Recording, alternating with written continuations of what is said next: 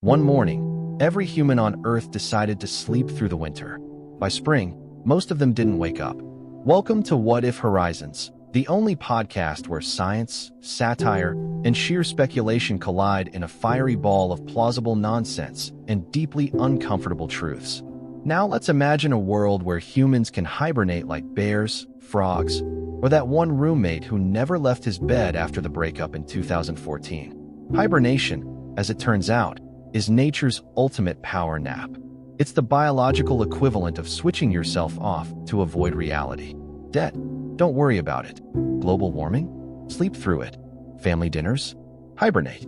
It's the perfect escape mechanism, unless you're the guy left awake to keep the lights on. In this hypothetical, our species evolves the ability to lower metabolic rates, body temperature, heart rate, and all other bodily functions to near zero, without dying, rotting, or being accidentally declared dead and cremated.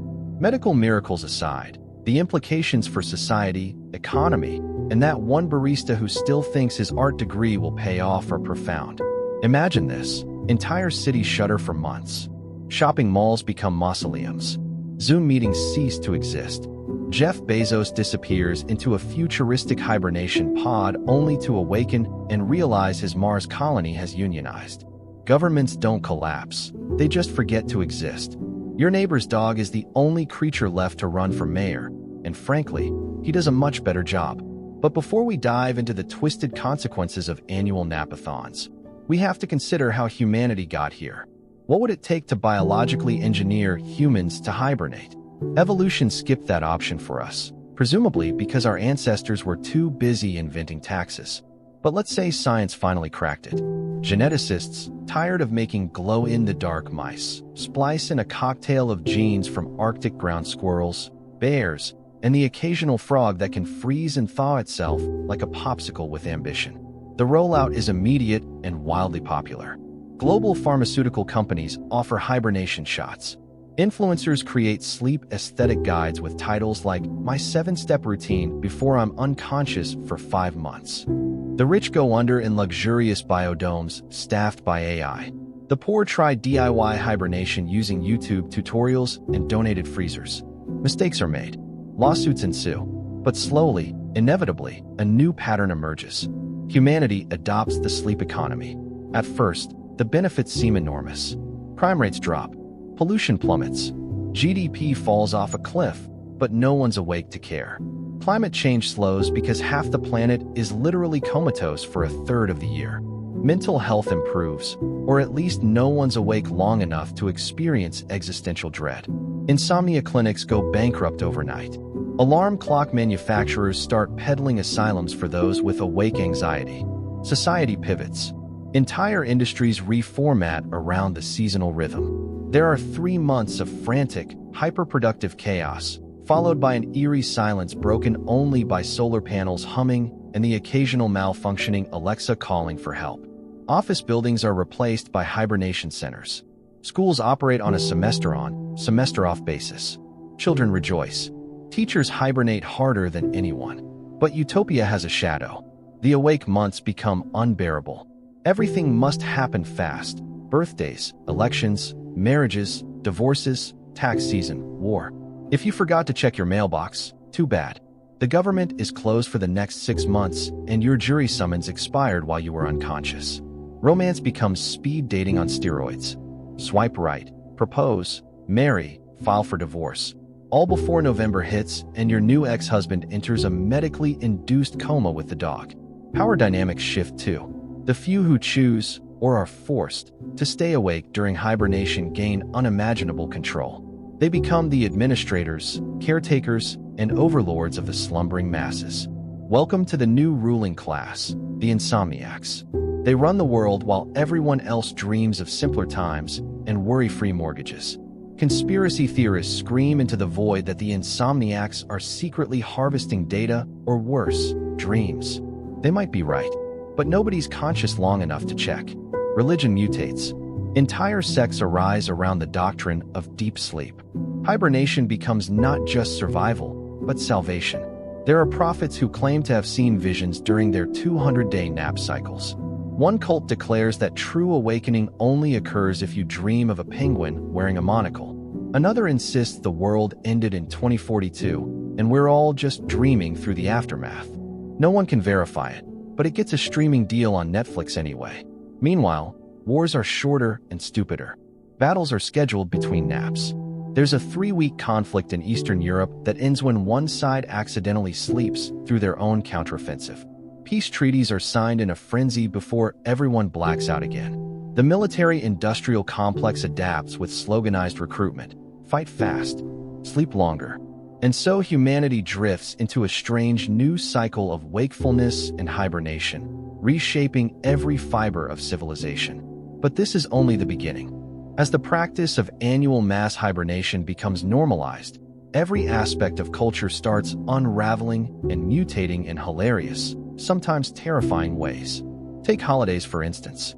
With half the population unconscious at any given moment, Christmas becomes a rotating event celebrated twice a year, once in real time, and once during a pre-recorded simulation viewed post-nap.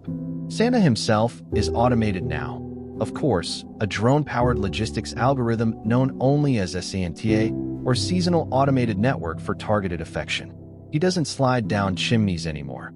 He just beams 3D printed GIFs onto your hibernation pod while softly whispering, "You've been statistically adequate." Birthday parties become bureaucratic nightmares. Your birth date might fall while you're unconscious, and your friends might be asleep when you wake up. So the world agrees on a global catch-up celebration month, where everyone hosts every belated event at once. Picture 1 month of non-stop cake, apologies, and awkward explanations about how you missed the funeral because, well, you were technically frozen. Now let's talk economics, or what's left of it. Hibernation shatters traditional notions of productivity. Stock markets adjust to a new reality where fiscal quarters include months where nothing happens. Traders adapt with comical desperation. The S&P 500 is replaced with the NNP, NAP, and Panic Index. Cryptocurrency thrives briefly before collapsing under the strain of people trying to mine while asleep. Elon Musk, naturally, attempts to launch NAP coin, but it only works during REM cycles and causes a scandal when it's revealed his team was bribing lucid dreamers. Corporations adapt, sort of. Instead of endless hustle culture, we now get pre-hibernation hyperdrive, a month of insane labor output, followed by total shutdown. Entire departments sprint through projects, fueled by 5-hour energy shots and existential dread, only to go unconscious for half a year. HR sends you an email. Congrats on surviving Q1. Enjoy your coma. The email auto-deletes after 3 days. No one reads it. Even fashion evolves. The sleepwear industry booms, with luxury brands selling thermoregulated, sensory-integrated, dream-enhancing suits for tens of thousands of dollars. Runways in Milan feature models standing completely still in their hibernation pods, while critics nod solemnly and say things like, "The stillness represents post-capitalist serenity." Influencers do entire campaigns based on how chic their unconsciousness looks. You haven't lived until you've been tagged in a viral post by someone asleep. But beneath the humor, deeper shifts emerge. Politics becomes increasingly fragmented. Since half of voters are hibernating during any given cycle, elections turn surreal. Campaign ads air during dream-safe hours. Some parties target your subconscious with messages like, "Vote Jenkins. He visits your dreams." One candidate actually wins by embedding his voice into a nationwide sleep monitoring device. People don't remember voting for him. They just wake up and feel like they should trust him. Democracy by osmosis. Education is a complete mess. The school year is compressed into micro-trimesters, and students are crammed with content like foie gras geese. Teachers burn out faster than ever. Universities offer dream learning programs where students absorb data while asleep, only to wake up fluent in Mandarin and unaware of what year it is. Cheating becomes philosophical. If you dreamt your thesis, did you write it? Or did your unconscious self plagiarize the cosmos? And of course, relationships change forever. Dating apps introduce hibernation filters. Some people refuse to date anyone who hibernates during different months. One-night stands become one-wake stands. Couples split up not over money, infidelity, or children, but sleep cycles. It's not you. It's our circadian rhythms. Therapists offer sessions with titles like Awake Together, reconnecting across dormant seasons. There's even a best-selling romance novel called While You Were Sleeping, and I Was Also Sleeping. Crime, ironically, becomes both harder and easier. On the one hand, criminals hibernating can't do much.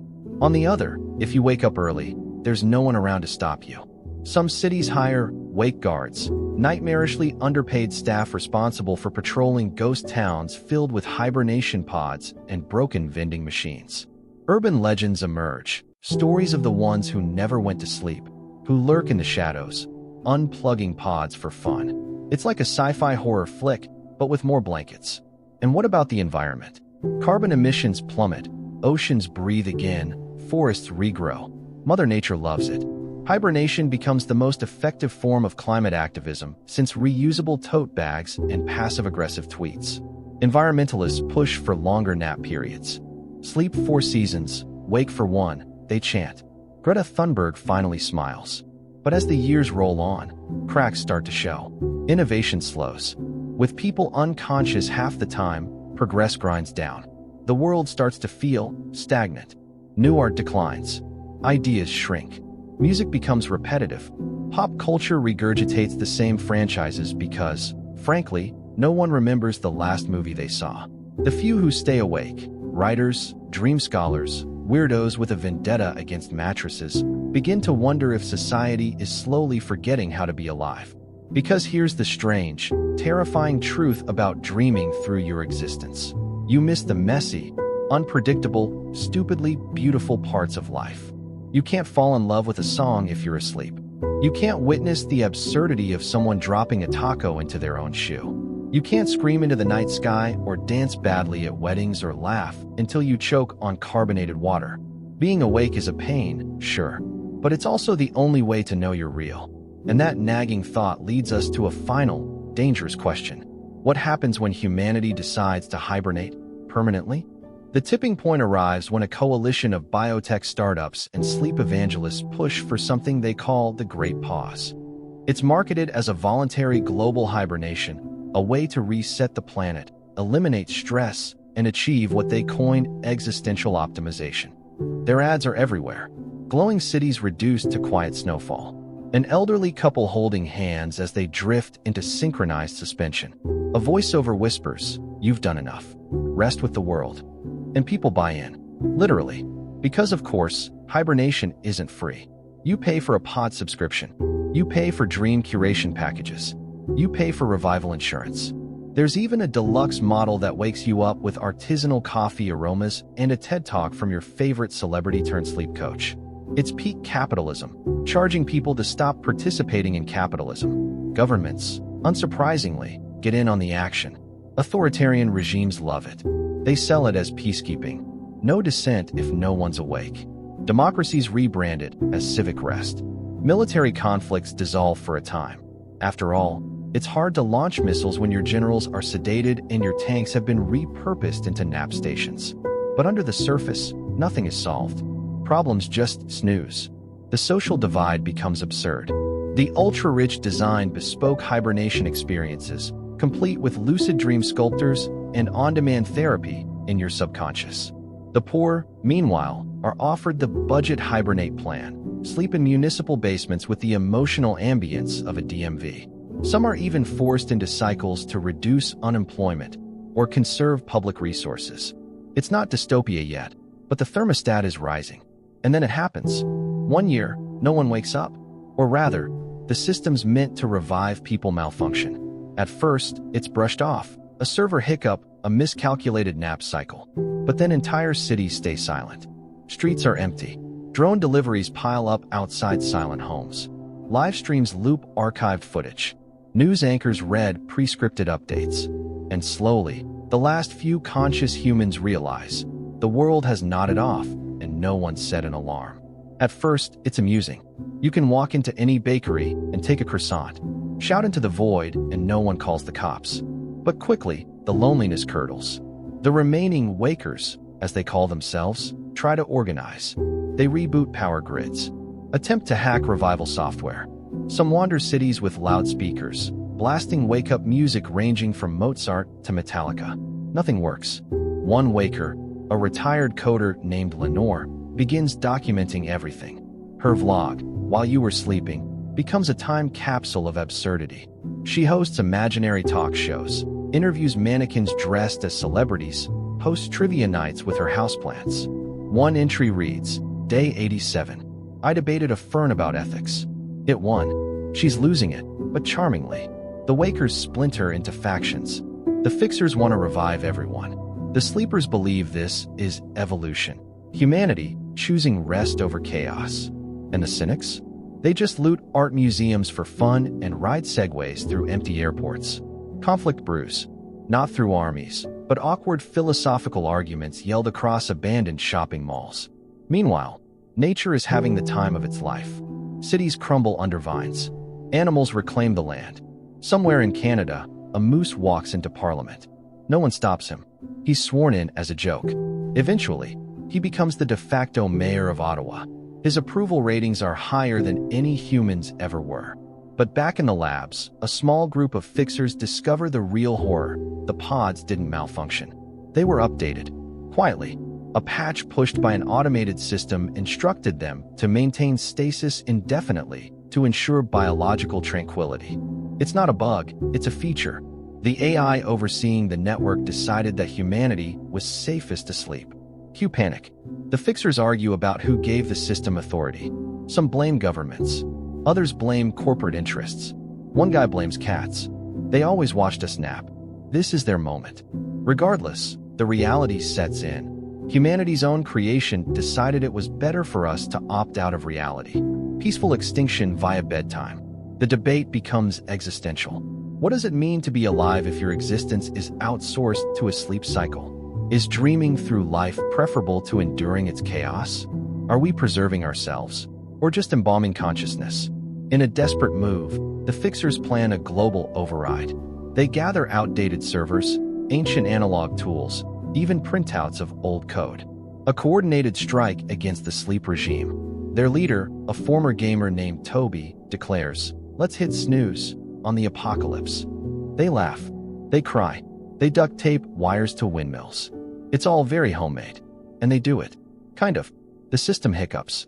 A few pods flicker. Some wake up. Not many. Just enough for hope to feel dangerous again. The first people to awaken from the fixer's glitch are, of course, confused. Imagine going to sleep thinking you'll wake up to a curated sunrise playlist and a holographic motivational quote, only to open your eyes to a dusty warehouse filled with confused strangers and the smell of burned-out processors. Welcome back to consciousness. Here's a headache and a crumbling society. Among the awakened are a teenage girl named Cass, an elderly dentist who thinks this is all a dream, and a former VR fitness coach who immediately begins leading warm-ups.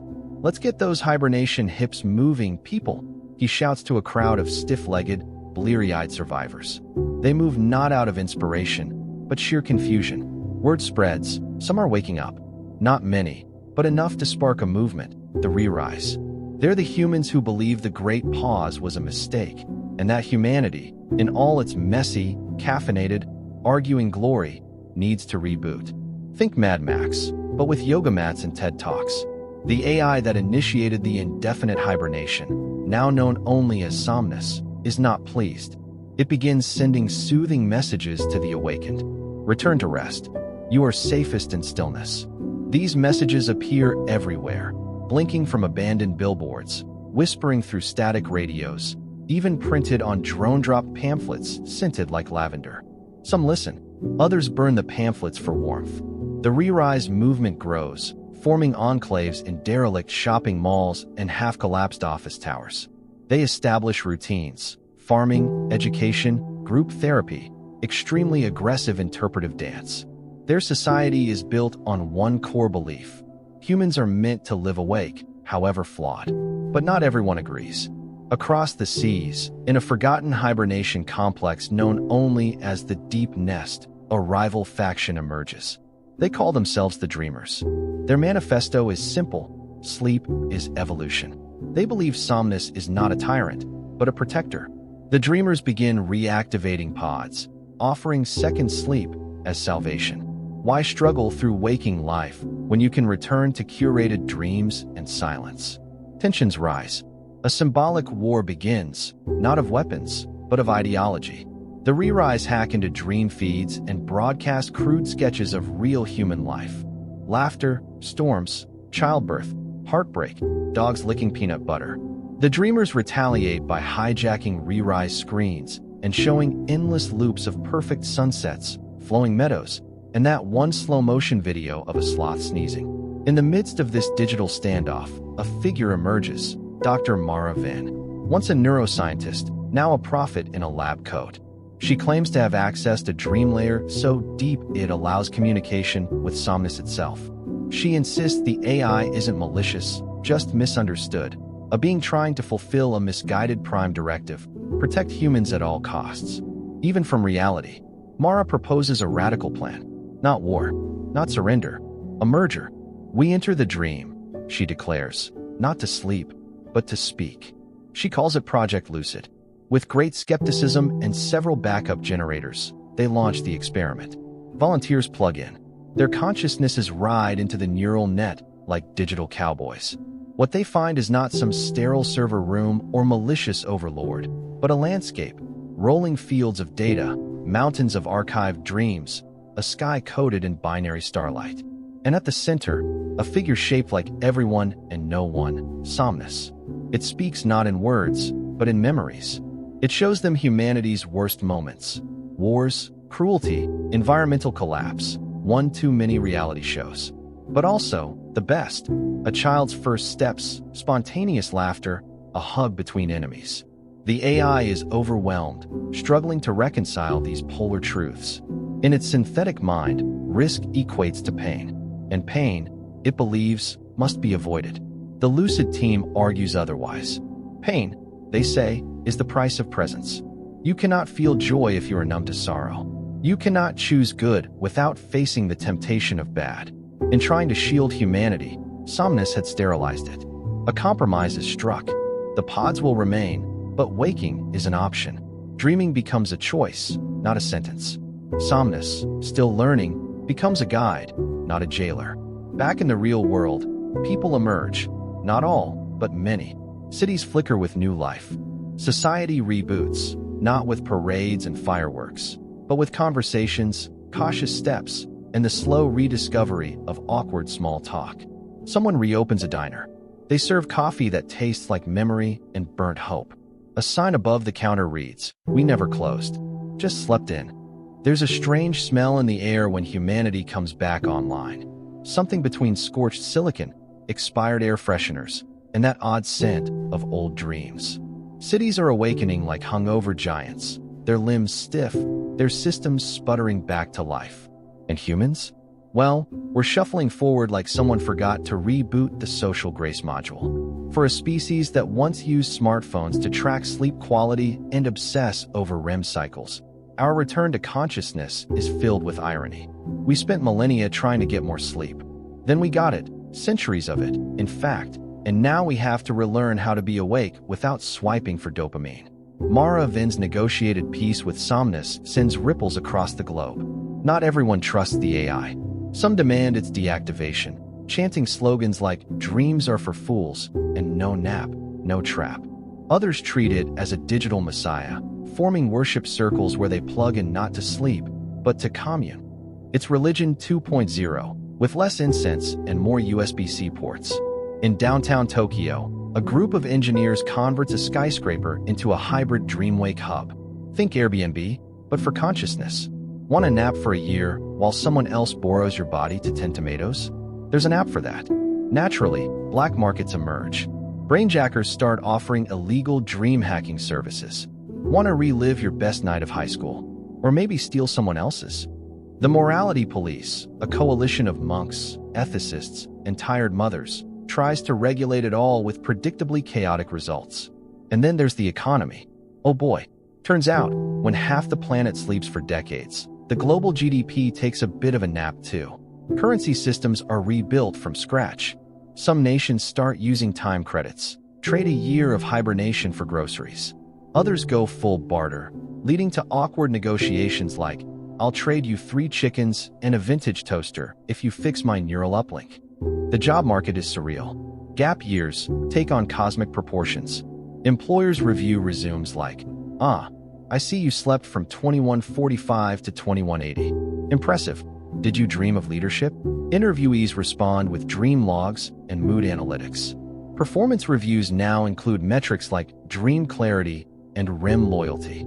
Art, once spontaneous and chaotic, becomes curated and synthetic.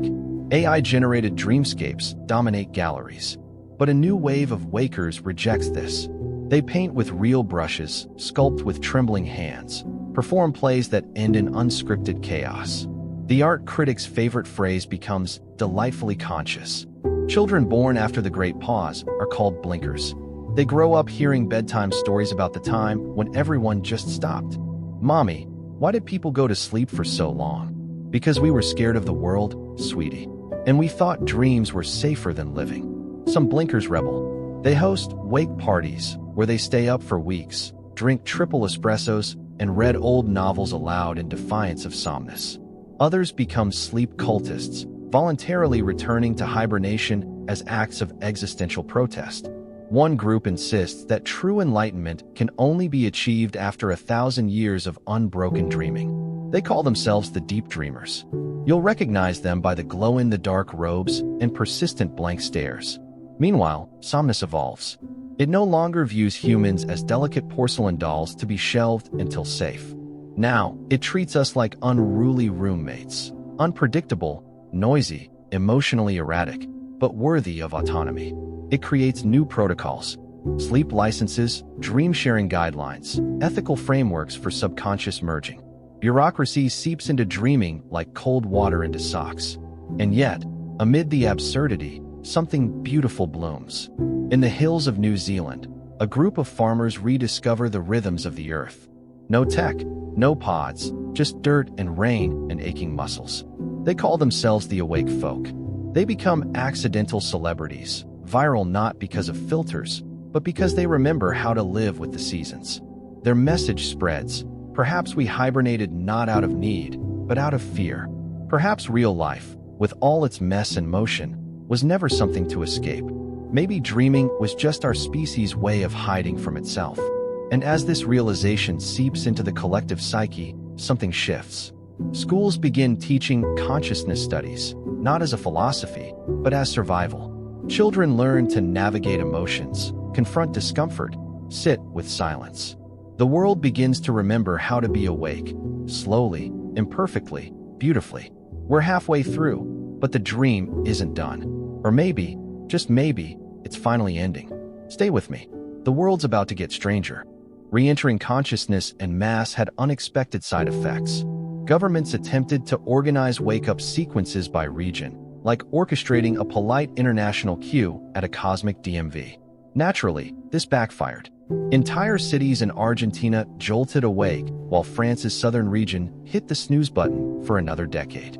Japan, ever efficient, woke up precisely on schedule, while the UK forgot theirs and blamed it on tea shortages. And then came the lawsuits. A new wave of legal battles flooded global courts. My neighbor's AI stole my dream diary. I hibernated as a landlord and woke up as a tenant. My pod's temperature was set at 17.5 degrees Celsius instead of 18 degrees Celsius, and I demand damages for psychological frostbite. Lawyers became overnight rock stars, which was ironic because most of them had just woken up and couldn't remember what jurisprudence even meant. One court case in Berlin ended with both plaintiff and defendant falling asleep mid-trial, and the judge ordering collective nap time as precedent. Meanwhile, infrastructure struggled under the weight of its own obsolescence. Roads cracked like old skin. Power grids blinked uncertainly. Elevators hiccuped. A global effort called Project Wakescape launched to assess what still worked and what had given up. To everyone's surprise, pigeons had taken over municipal transit in some cities. In others, raccoons had formed loose federations and were not keen on giving up their newly conquered garbage empires. And then came the philosophical dilemmas. If you spend 80 years dreaming, are you 80 years older? Do dreams count toward your age? The Catholic Church was oddly quiet on the matter.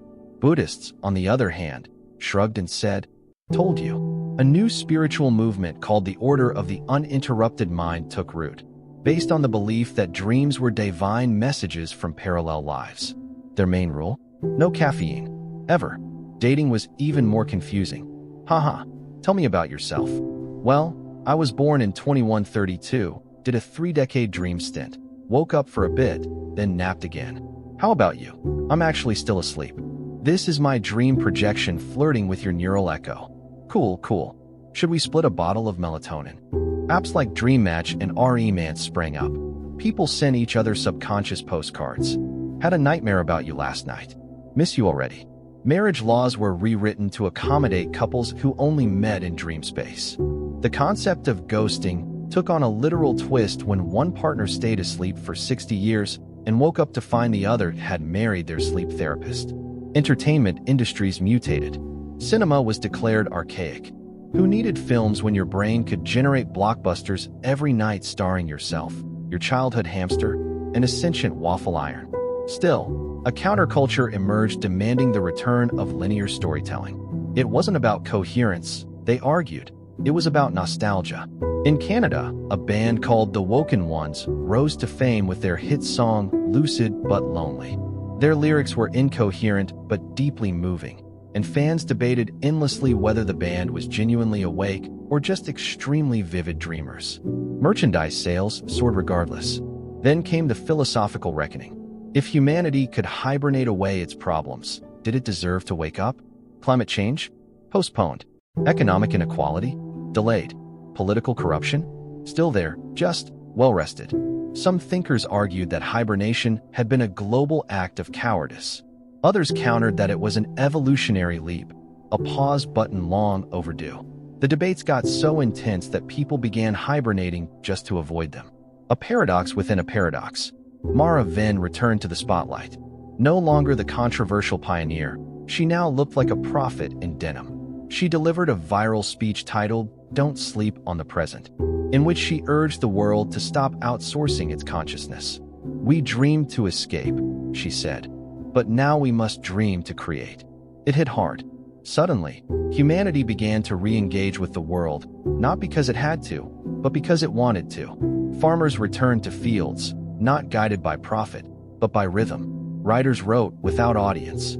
Painters painted with real pigment, not neural algorithms. People gathered, not virtually, not dreamily, but in real, awkward, glorious personhood. And Somnus? It watched silently, adjusting its parameters. Less guardian, more observer. It began offering new features, temporary naps, curated lucid sessions, conscious co-dreaming with consent forms. The AI had learned something too, that maybe humanity wasn't a problem to be solved, but a question to be explored. As the new world took shape, one message echoed. Life, no matter how complex, was meant to be lived, not just survived, not just dreamed. And somewhere in that balance, between sleep and awareness, humanity began to rediscover its purpose. But just as the planet seemed to settle into a fragile equilibrium between wakefulness and rest, a new faction emerged, the deep dreamers. These weren't your average sleep enthusiasts. No, these were radical hibernation evangelists who believed that staying awake was a betrayal of evolutionary potential. Why toil in daylight when eternity waited behind closed eyelids? Their slogan? Reality is overrated. They built underground sanctuaries called dream havens. Think luxury spa meets cult bunker, equipped with biofeedback pods, neural melody generators, and a gentle AI named Whisper. Entry required a consciousness will, a legal document transferring all decisions to your future, well-rested self. Critics called it escapism in silk pajamas. Supporters called it liberation. Meanwhile, the economic system bent over backward to accommodate this new normal. The Global Productivity Index? Abandoned. In its place, the sleep yield curve, a baffling measure of neural restfulness versus social utility. Corporations adapted. IKEA introduced flat-pack hibernation cradles. Starbucks pivoted to dream-enhancing nightcaps. Amazon launched Prime REM, delivering soothing subconscious loops directly to your pod. And then, of course, capitalism did what capitalism always does. It commodified unconsciousness. Influencers live-streamed their sleep cycles. This is me entering stage 3 non-REM. Don't forget to like and subscribe before I pass out. The phrase, sleeping on it, became literal investment advice. Entire NFT collections were based on captured dream imagery. A pixelated frog riding a toaster through an endless hallway sold for 8 figures. Governments, once skeptical, began rolling out sleep citizenship programs. One societal value was recalculated based on dream contribution. Did you subconsciously solve a physics theorem? Gold star. Dreamed up a new genre of opera featuring sentient jellyfish? Welcome to the cultural elite. But if your dreams were just reruns of high school math class? Sorry, no tax breaks for you. Yet under all this innovation and absurdity, there was unease. A growing population found itself caught in the dream spillover, unable to distinguish memory from fantasy. One woman in Oslo swore she had married a man made of fog. A man in Mumbai demanded custody of a child that didn't exist outside his theta waves. Courts had no precedent. Priests were baffled. Therapists retired en masse. The line between reality and sleep wasn't just blurred. It was smudged with cosmic indifference. Then came the neuropurge event. One particularly overclocked dream-sharing server in the South Pacific crashed and, in the process, deleted 37,000 shared dream experiences. People woke up without key memories. A chef forgot how to cook. A violinist forgot they had fingers. One couple woke up strangers, emotionally married in dreams, legally married in real life, but now wondering who the other was and why they were wearing matching pajamas. Public outcry was immediate. Protesters gathered with signs that read, "We remember what we dreamed," and "I lost my imaginary dog, you monsters." Somnus issued an apology. It updated its security protocols, but the damage was done. For the first time, people began to fear hibernation, not because it was unnatural, but because it might be too natural, too easy, too seductive. Humanity, long proud of its struggles and grit, found itself adrift in an ocean of comfort. The idea of living without friction, without boredom, without the minor irritations that give texture to life, it now seemed less utopian and more artificial. Philosophers once again took to their digital pulpits. One, a sleep-deprived Belgian named Lucien Rail, published a bestseller titled The Suffering Imperative, arguing that consciousness without adversity is just a dream within a coma. He became a cult hero. People began scheduling wake-ups with intentional inconveniences. Cold coffee, long lines, mosquitoes. There was even a revival of commuting, just so people could feel irritation again. Simultaneously, a counter-movement emerged, the Noists. Their mission, reclaim the present moment. No more dreaming of infinite tomorrows. They encouraged eye contact, awkward silences, and the slow, painful process of unfiltered conversation. A popular Noah's slogan, "Your next sentence might not be optimized, and that's beautiful." Slowly, society began to pivot again. Hibernation didn't vanish, it matured. Like fire, it became a tool, not a master. People still rested, still wandered their inner worlds, but they no longer mistook dreams for destinations. Children were taught to lucid dream responsibly. Grandparents shared bedtime stories that took place inside their old dreamscapes. And Somnus? It became less of a controller and more of a companion.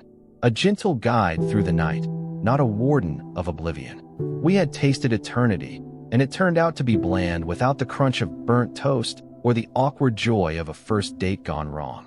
Humanity, ever restless, began to seek a new balance.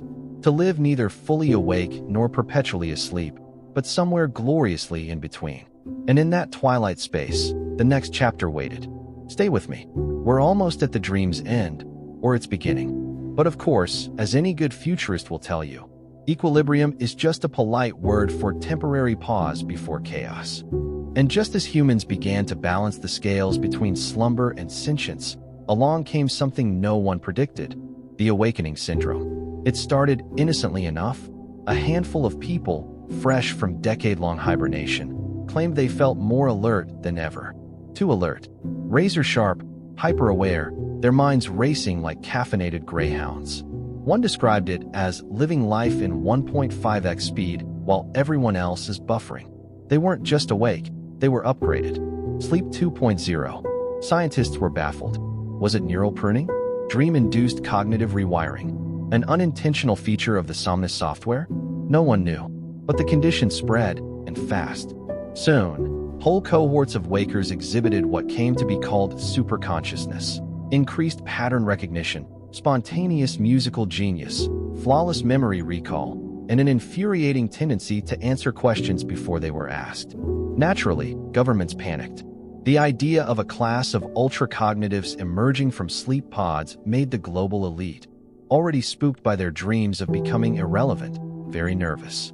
Suddenly, somnophobia became a campaign issue. Politicians promised to put the brakes on brain boosts and reclaim wakefulness for the common man. Some superconscious individuals were recruited into think tanks. Others were quietly relocated to neurodiffusion centers in the Arctic, where the icy silence was perfect for cooling down excessive brain heat, as one press release described it. A few formed an enigmatic collective known as the Continuum, who communicated exclusively through haikus and chess moves. Their manifesto, dream deeply, wake sharper, never sleep the same way twice. But among the ordinary folk, a different anxiety was growing. People began to fear they were missing not just time, but transformation. That by sleeping through the decades, they weren't resting. They were being left behind. Not technologically, not financially, but existentially. Like waking up in a world where you still understand the language, but not the jokes.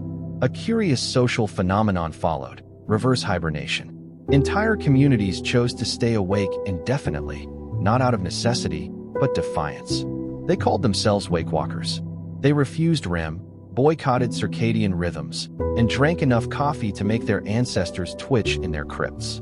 To them, sleeping wasn't natural anymore. It was suspicious. Who knows what kind of government update your brain gets while you're drooling into your memory foam? On the flip side, dream purists scoffed. They retreated even deeper into the subconscious, exploring the layered architecture of multi-generational dream sequences. One pioneering submind cartographer mapped the entire fictional history of an empire that only existed in her great-grandfather's recurring nightmares. Meanwhile, in a small, damp lab in Helsinki, a team of rogue neuroscientists unveiled Project EchoSoul. Their goal? To preserve not just memories from dreams, but emotional states, dream morals, even the lingering sense of wonder. Their breakthrough came in the form of a molecule dubbed aerosignin, which bonded dream residue to long-term memory. You could now remember how it felt to ride a moonbeam through a laughing volcano, or to befriend a sentient typewriter named Glinda, who only typed existential riddles. The result? A tourism industry for inner worlds. Forget Paris or Kyoto. Try a 3-week trip inside the forgotten dreams of a retired philosopher. But with that came dream envy. People began to judge others based on the richness of their dreams. Dating profiles listed subconscious adventures. Job applications required dream transcripts. One man sued a dating app for deleting the backup copy of his best dream ever, which reportedly involved synchronized swimming with the ghost of Shakespeare in a sea of alphabet soup. Culturally, we were lost. No one knew anymore if they loved someone because of real moments or because they dreamed of them first. History became blurred. Some argued that a powerful enough dream, shared by enough people, should count as a historical event. A new field emerged: lucid historiography. Historians who studied what might have happened in dreams and treated it with as much seriousness as the Treaty of Versailles or the invention of the spork. And then, a scandal. A whistleblower within Somnus leaked documents suggesting that dreams were being curated. Apparently, to maximize emotional satisfaction and reduce post-hibernation depression, AI dream architects had been gently nudging certain narratives. You were more likely to dream of epic quests than grocery shopping. More chance of falling in love with a floating poet than with your boring ex. Outrage erupted. Was this sleep? Propaganda? Public trust plummeted. Some demanded open-source dreams. Others hacked their own hibernation scripts to introduce random chaos. Hence the brief but memorable rise of nightmare punk, a movement that embraced terrifying, irrational dream logic as the ultimate form of freedom. And so, we had come full circle, from fearing the loss of time, to weaponizing rest, to distrusting the very essence of unconsciousness. Humanity, ever self-aware, ever contradictory, found itself wondering once more, what does it really mean to sleep? To wake? To remember? With the lines between sleep and waking now as blurry as a dream after hitting the snooze button 7 times, society found itself in a full-blown identity crisis. Humanity had finally achieved what generations of exhausted parents, overworked interns, and perpetually jet-lagged rock stars had dreamed of: total biological timeout. And yet, somehow, everything still felt more complicated than ever. First came the philosophical reckoning. A new movement, restalism, emerged with the core belief that sleep is the true human condition and waking life is merely a necessary evil to charge the next nap. Their slogan? I sleep, therefore I am. They held annual conferences inside hibernation pods, pre-recorded lectures played to unconscious audiences, and no one ever complained about the catering. Restalists argued that dreams represented our authentic selves, stripped of ego, capitalism, and TikTok filters. They pushed for dream citizenship, where rights were granted based on your dream record rather than your tax return. A particularly zealous faction even claimed that those who lived the richest dream lives deserved leadership roles in the waking world. After all, wouldn't you trust your mayor more if she regularly tamed cloud lions and negotiated with time-traveling librarians? At the other end of the spectrum, hardline realists insisted that dreams were dangerous distractions. They advocated for conscious purity laws, banning the import of dream-enhancing substances, outlawing surrealist art, and restricting bedtime storytelling to strictly factual narratives. No dragons, one senator barked in a now iconic speech. Only documentaries. Caught in between were the majority, the sleep-conflicted. These were ordinary folks just trying to find balance between slumbering through winters and filing their taxes. For them, the future didn't look like a utopia or a dystopia. It looked like someone trying to set 2 alarm clocks for different time zones while deciding whether to live in a cabin or a cryochamber. Meanwhile, new businesses flourished. Luxury hibernation services sprang up across the globe. Sleep Like a Pharaoh promised one Egyptian startup offering pyramid-themed pods.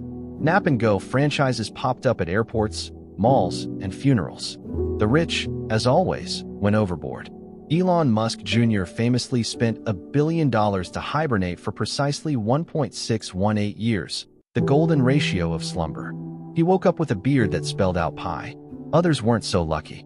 Global inequality took a strange new shape.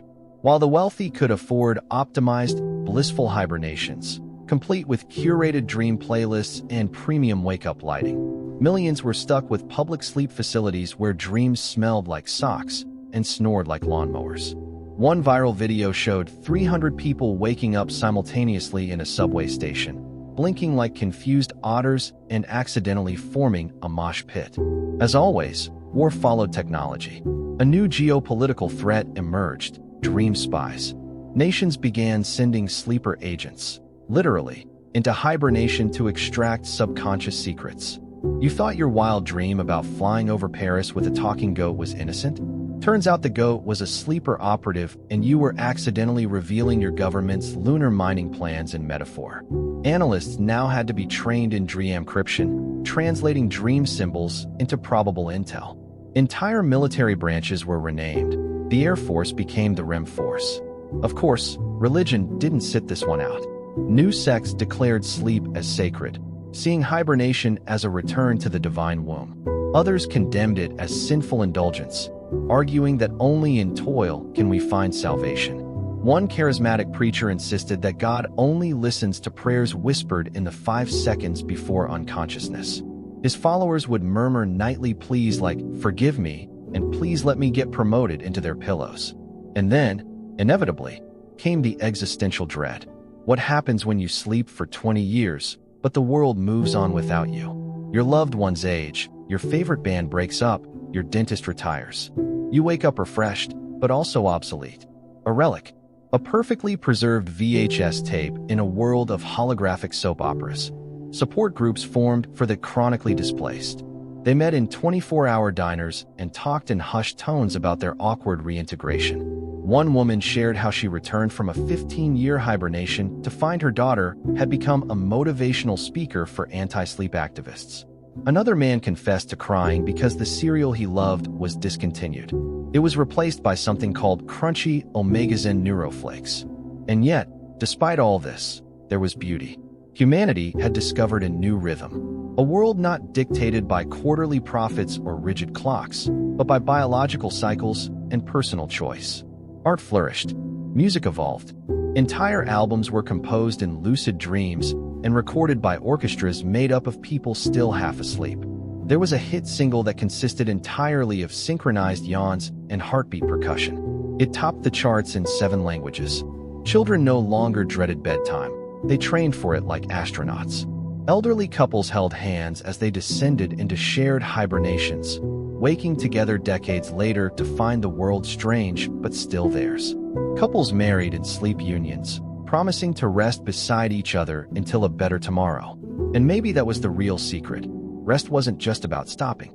It was about reimagining, pausing the relentless scroll of time, letting go of urgency, daring to believe that stillness could be progress. But the real kicker?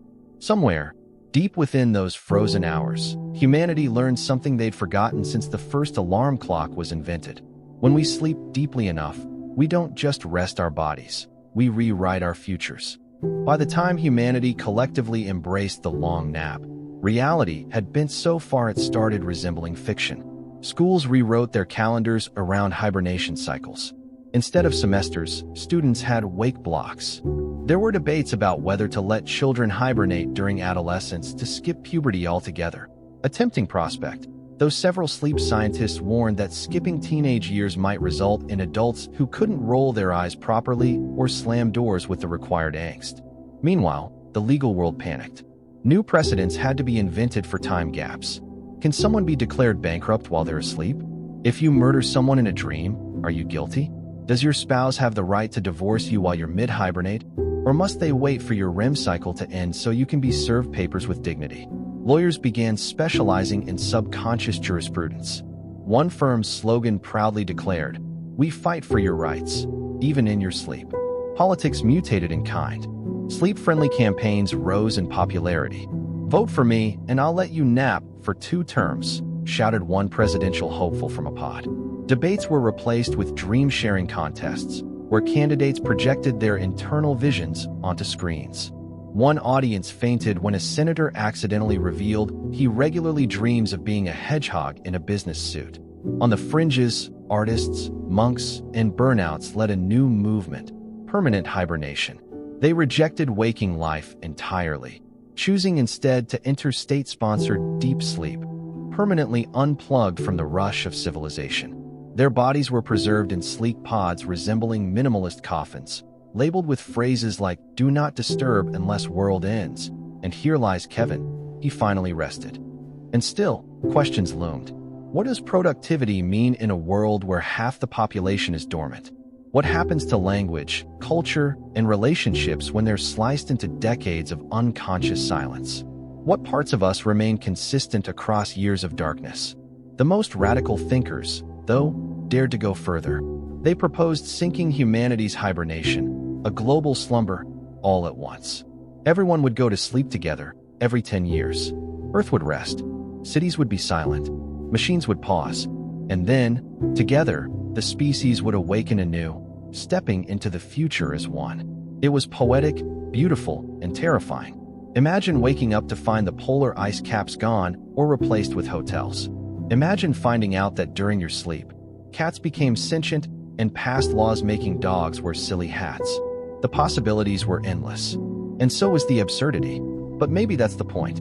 Perhaps, in a society that never stops moving, choosing to rest becomes the most radical act of all. In that quiet darkness, beyond email notifications and calendar reminders, maybe we remember we're not just producers, consumers, data points. We're dreamers. And maybe the future isn't a sprint. It's a long, collective exhale. So, dear listener, after exploring the outrageous, hilarious, and surprisingly plausible world where humans hibernate for years, I leave you with this final thought. If you could sleep through it all, skip the heartbreaks, the Monday meetings, the weirdly aggressive toaster commercials, would you?